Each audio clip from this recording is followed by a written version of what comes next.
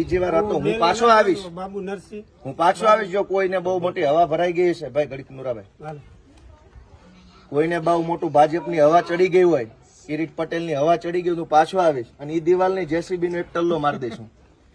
થોડાક દી ખમો મને નવરા પડે મશીન લઈને હું આવીશ અને કોણ મને ફાંસી ચડાવું જોઈ લઈશ. આટલી હદે નાગાઈ કરવાની, આટલી હદે દાદાગીરી, ભાજપના માણસ ના ના બાટે પણ અમારા આપી દો આખી ગુજરાત ને બતાવો કે બેન અરે ભાજપના ગુંડાઓ છે એ કેવું વર્તન કરે. આ મેન ગેટ છે, થોડાક પાછા હટીને બતાવો તો બધા પાછા હટી જાવ શું ઘટના બની. આ મેન ગેટ છે બેનના ઘરનો, થોડા ભાઈ પાછા હટી જાવ, બધા નીચે હટી જાવ, હટી જાવ બધા બતાવો તો બેલા બતાવવા દો. આમળો આમળો હટાવો. આ બેન નું ઘર છે, આ વિશાળ અડમતિયા ગામ છે ભેસાણ તાલુકાનું, આ મેન ગેટ છે એનો. હવે અહીંયા ભાજપના માણસે બેલા મૂકી દીધા અહીંયા સળંગ. આ બધા અમે હાથે અડસેલ્યા. 8 વર્ષથી આ ગેટ બંધ કરી દીધો. આવી નાગાઈ કરવાની બસ દાદાગીરી. શું કામ? તો કે હું ભાજપનો માણસ છું એટલે દાદાગીરી કરી. શું કામ? કે આ ભાઈ સીધા માણસ છે. આ બેલા અહીંયા મૂકી દીધા. અહીં સુધી લાઈન હતી અત્યારે.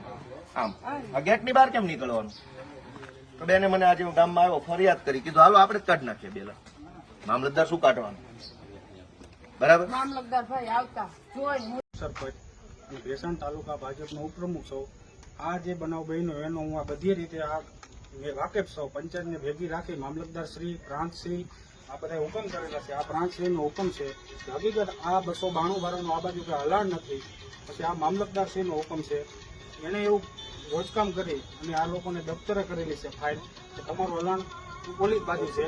અને ગોપાલભાઈ અહીંયા આવી અને આવા ખોટા વગ્ર વિરોધ કરી અમારે બે પાર્ટીનું કાંઈ લેવા દેવા નથી. અમે પંચાયતમાં ગામના મતોથી ચૂંટાયેલા છે, અમારે કાંઈ લેવા દેવા નથી. પણ એ અવારનવાર એમ કહે છે ભાજપના ગુંડા. હવે આ કર્યું એ ગુંડો તો તું છો ભાઈ મોટો. અત્યારે તે પાટીદારના 14 છોકરાને હોમી દીધા, તારે અમારા ગામમાં આવી અને આવું કૃત્ય કરવાનું ભાઈ અમને બધાવાસ તારે. કોર્ટ હુકમ કરે તો આ બેલા આ પાર્ટી લેવા અત્યારે તૈયાર છે. આ કેસ કોર્ટમાં હાલી રહ્યો છે 4 વર્ષની અંદર. તો છતાંય તું ભાઈ કોણ? મામલતદારથી મોટો તું, પ્રાંતથી મોટો તું. તો આવી રીતે તું અહીંયા આવીને માણસોને બધવાનું કરે, જ્યાં અહીંયા વિડીયો શોબાજી કરે. અને તું એવું કહેશો કે અહીંયા હલાણ 8 વર્ષથી બંધ છે. એની પાછળ મિત્રો પાછળ ડેલો છે જ, છતાંય આ લોકોને બે બાજુ હાલવું છે અને આવી રીતના ખોટે ખોટા એ બધાવાના ધંધા કરે છે, ગામમાં અશાંતિ ફેલાવે છે.